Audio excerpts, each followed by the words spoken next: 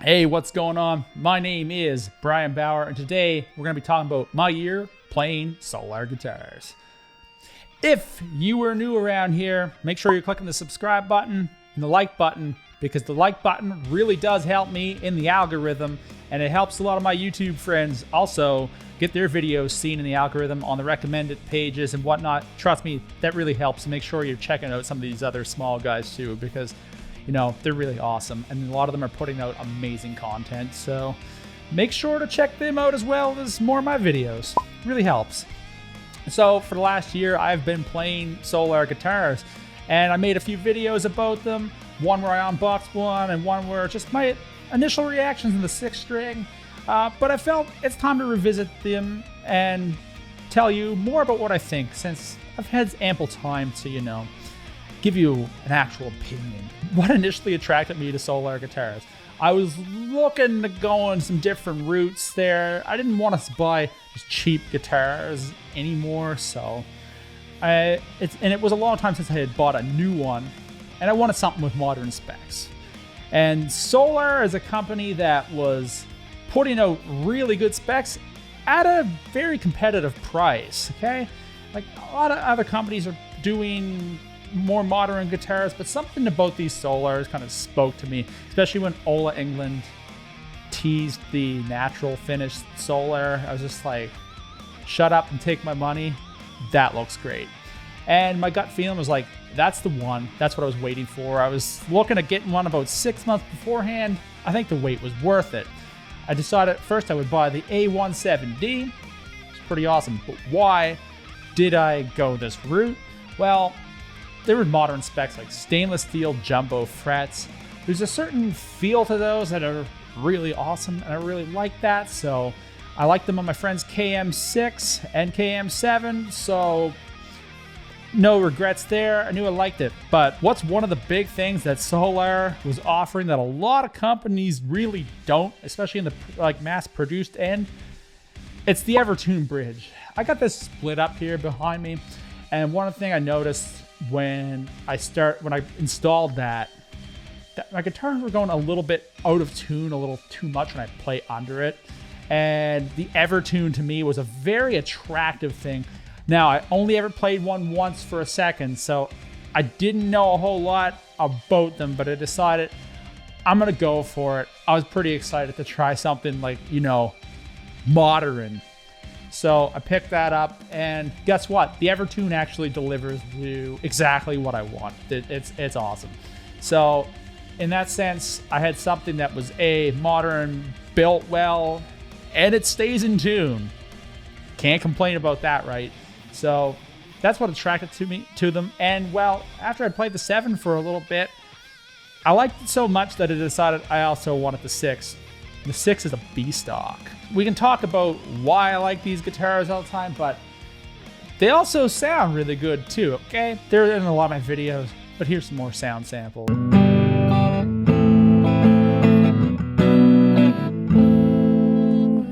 And then the second position here.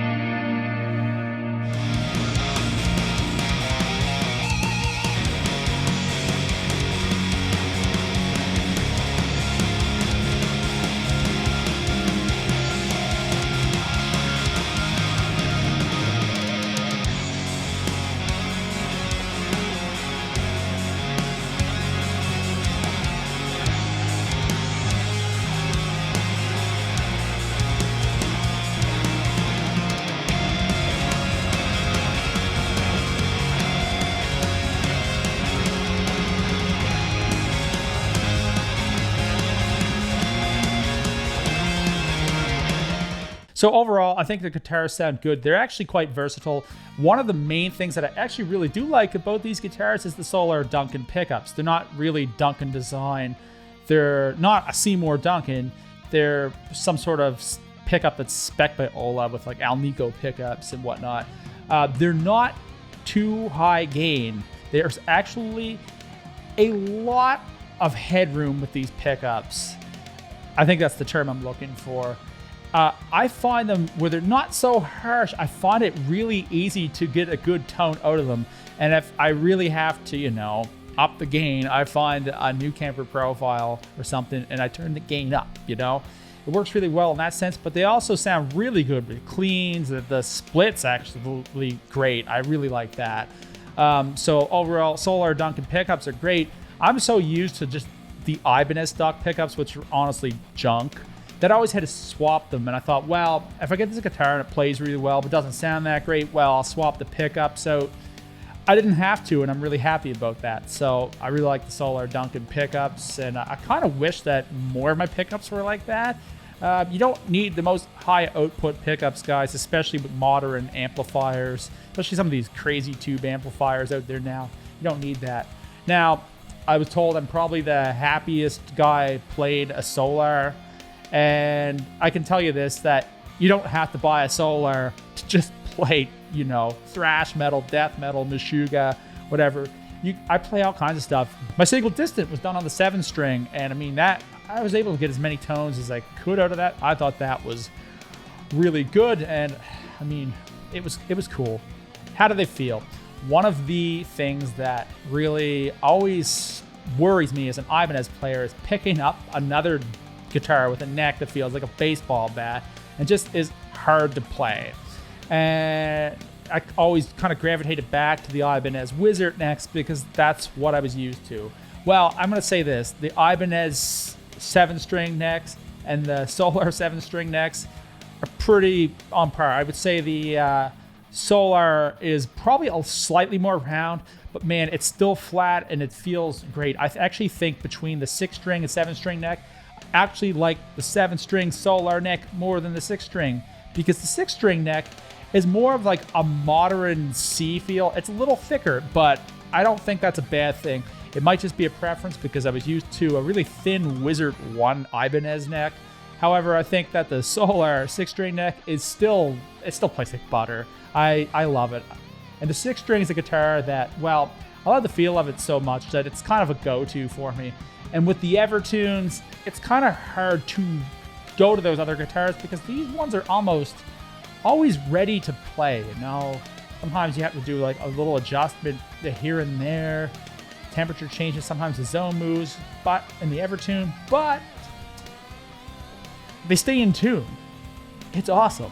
One of the things that I also really like now is stainless steel frets. I think these are wicked. The fretwork on these guitars was really good. Can't complain about that. Now they have ebony fretboards as well, which I also really like the feel of ebony. I'm very much used to rosewood. Newsflash, there's no cracks in my fretboard. I've looked over here. There's been nothing. Now, I will just say this. I see a lot of hate on Facebook these days about them. I would be mad too if that happened to me.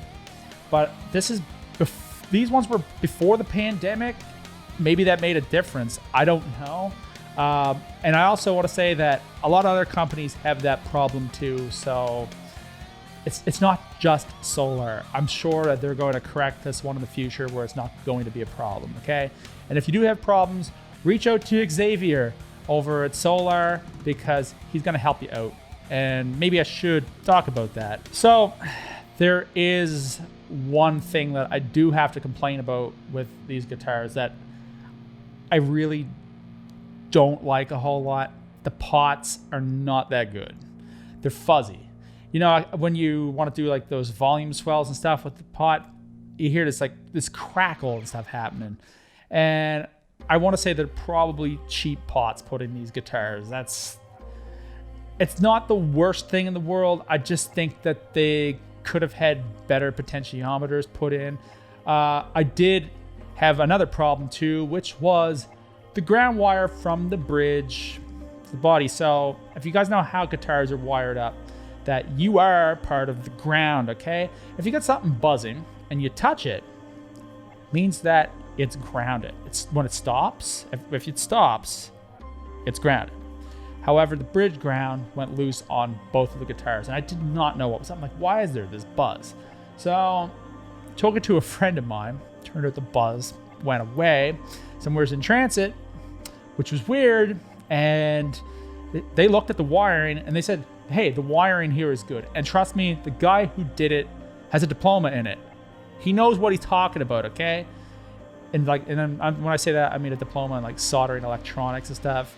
He's actually made my cables and all that too. Trust me, he knows what's up. And they said the wiring was actually really done quite well. Well, the buzz came back, and I got a hold of Xavier over at Solar, and he wasn't sure. And so what I ended up having to do is, how are Evertunes wired in? Well, if you have this problem, it's a super, super easy fix.